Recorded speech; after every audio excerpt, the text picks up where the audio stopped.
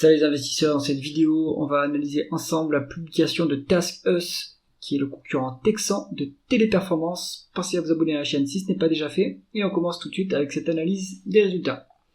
Le 26 février 2025, TaskUs, un leader reconnu dans les services numériques externalisés, a bouclé l'année 2024 sur des résultats financiers robustes pour le quatrième trimestre et l'ensemble de l'exercice. Cotée au Nasdaq sous le symbole TASK, cette entreprise américaine a affiché une croissance annuelle de son chiffre d'affaires de 7,6%, culminant à un record de 995 millions de dollars.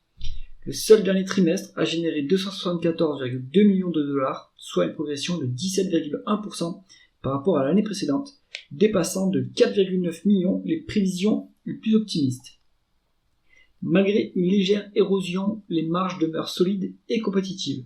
La marge d'EBITDA ajustée s'établit à 21,1% sur l'année, un retrait par rapport aux 23,9% de 2023, mais conserve une position enviable dans le secteur. Au quatrième trimestre, elle atteint 19,6% contre 25,2% un an plus tôt, un ajustement attribuable aux investissements stratégiques visant à soutenir la croissance future. La rentabilité suit une tendance similaire, le bénéfice net annuel stagne à 45,9 millions de dollars, plus 0,4%, avec une marge nette de 4,6%, tandis que le bénéfice net ajusté recule de 6,2% à 118,7 millions, ramenant sa marge à 11,9%, contre 13,7% en 2023. L'endettement reste sous contrôle, avec une dette long terme réduite à 241,4 millions de dollars contre 256,2 millions en 2023, soutenu par une trésorerie confortable de 192,2 millions. Le ratio d'endettement net sur EBITDA s'établit ainsi à un niveau modéré, proche d'une fois l'EBITDA.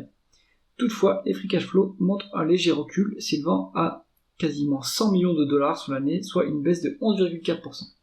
Côté actionnaire, l'entreprise a consacré 18,6 millions de dollars à des rachats d'actions en 2024, après 112 millions en 2023. L'entreprise ne verse pas de dividendes.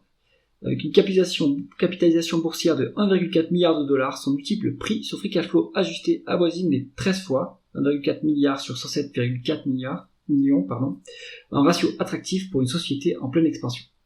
Pour 2025, TaskUs entrevoit un avenir prometteur. L'entreprise projette un chiffre d'affaires compris entre 1,95 milliard et 1,125 milliard de dollars, soit une croissance de 11,6% au point médian, tiré par une dynamique particulièrement forte attendue dès le premier trimestre, plus 19,1%. La marge d'EBITDA ajustée devrait remonter autour des 21%, tandis que les free cash flow ajustés devraient se stabiliser aux environs de 100 millions, renforçant sa capacité à saisir les opportunités dans des secteurs dynamiques comme les médias sociaux, l'e-commerce et la technologie. Cette performance augure bien de la publication imminente de Téléperformance prévue pour le 27 février 2025 et souligne la résilience des leaders de services externalisés dans un environnement économique incertain. Mais on a une bonne publication, donc TaskUs, elle est habituée quand même à publier avec des bonnes croissances, c'est quand même une petite société qui croît fortement, elle est bien positionnée, elle est surtout bien positionnée aux Philippines. On voit que la croissance est forte cette année, il y a une prévision de hausse encore de la croissance l'année prochaine, des taux de marge qui sont relativement élevés, donc on est sur une publication qui, à mon avis, est très positif pour Téléperformance, qui va publier demain et qui, à mon avis, devrait être conforme aux attentes à minima, c'est-à-dire 2 à 4% de croissance et des free cash flow proches de 1 milliard. C'est ce qu'on attend demain pour Téléperformance.